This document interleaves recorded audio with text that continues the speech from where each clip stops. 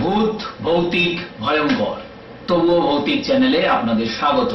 যদি ভয় পান তাহলে অবশ্যই আমাদের চ্যানেলটাকে ফলো করুন এবং সাবস্ক্রাইব করুন এবং পাশে বেল আইকনটা অবশ্যই প্রেস করুন, যাতে আমরা যখনই ভিডিও আপডেট করব নোটিফিকেশন আপনাদের কাছে চলে যায়।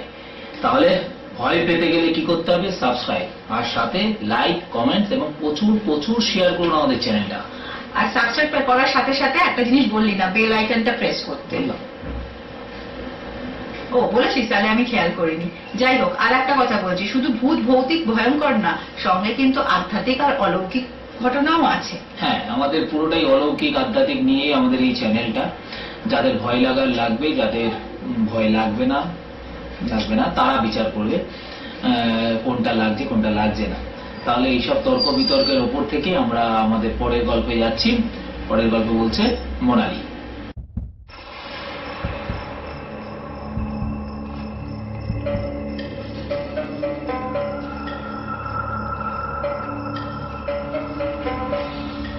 তো আজকে একটা অদ্ভুত গল্প বলবো আমি। ইনফ্যাক্ট আজকের গল্পটাও সাপ নিয়ে। এটা মানে অলৌকিক না আধ্যাত্মিক না কিসের মানে জনারে পড়বে আমি বলতে পারবো না, এটা ভূতের জনার নয়। বর্ধমানে, এটাও পেপারে বেরিয়েছিল, কিন্তু বর্ধমানে একটা গ্রাম আছে পৈলান বলে, ঠিক আছে?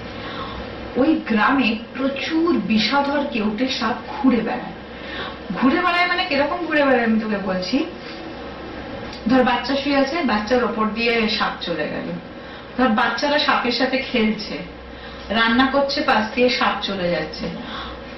মারাত্মক বিষধর, কিন্তু মানে কামড়ে দিলে হয়ে গেল, কিন্তু কেউ কামড়ায় না। বাই চান্স যদি কামড় মানে পড়ে ওদের, তো মানে কাউকে বাই চান্স কোনো কারণে কামড়ে দিল, ওই গ্রামের মানে একটা দিকে একটা পুকুর আছে, সেই পুকুরে মাটি এনে ওই মানে যেখানে কামড়াচ্ছে ওই জায়গায় লাগিয়ে দিলে আর কিচ্ছু হয় না। আর মানে যদি কোনো সাপ মারা যায়, ওরা তাকে পোড়ায় না, মানে কোথাও পোতে না। ওরা কি করে, এরকম মাটির কলসি নেয়, কলসি নিয়ে সাপগুলোকে মানে সাপের মৃতদেহটা ওর মধ্যে ঢুকিয়ে জলে ভাসিয়ে দেয়। তো এটা নিয়ে মানে প্রচুর লোক গেছে। ইভেন মানে ওই সাপকে এরম করে সেই বিষটা বের করে ওরা মানে টেস্টও করেছে যে মানে আদৌ সাপগুলো পয়জনাস কিনা, কারণ কোনো কারণে ওদের পয়জন নেই, মারাত্মক পয়জনাস স্নেক, কিন্তু ওরা কাউকে কিচ্ছু করে না। তো এটা কেন, সেটার জন্য মানে কয়েকজন মানে সায়েন্টিস্ট, আমি ঠিক এক্স্যাক্টলি বলতে পারবো না কোথাকার, ওদের সাথে গ্রামে কন্ট্যাক্ট করে। তো ওরা প্রথমে রাজি হয়, কিন্তু পরে যখন শোনে যে কোনো সাপ মারা গেলে দিলে তার মানে বডি নিয়ে কাটাছেড়া হবে, তো তখন মানে ওই গ্রামের যারা কি হেড, তারা সেটা অ্যালাউ করেনি। তারা একটা কথাই বলেছে যে ওরা মনে করে মানে নাগ দেবী ওদেরকে, এবং ওই সাপগুলোই ওই গ্রামটাকে প্রোটেক্ট করে রেখেছে, এবং ওই সাপগুলোই মানে ওদের প্রসপেরিটি বল যা কিছু ওই সাপগুলোর জন্য। তো ফলে যেহেতু ওরা মানে ওদেরকে দেবী মানে, ওরা ওর বডি নিয়ে কাটাছেড়া করতে দেবে না, তাই মানে ওরা অ্যালাউড করেনি।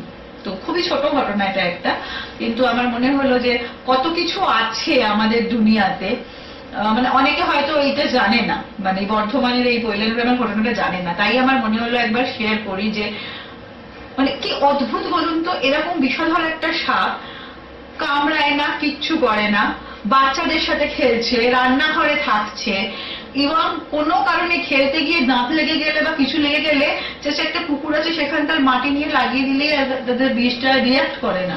মানে কিছু সায়েন্টিফিক ওই মাটিটার মধ্যে কিছু আছে, হ্যাঁ মানে কিছু তো একটা মানে আমি তো সেটাই বললাম, এটা সায়েন্সে যাবে না মানে অলৌকিক কিছুতে না,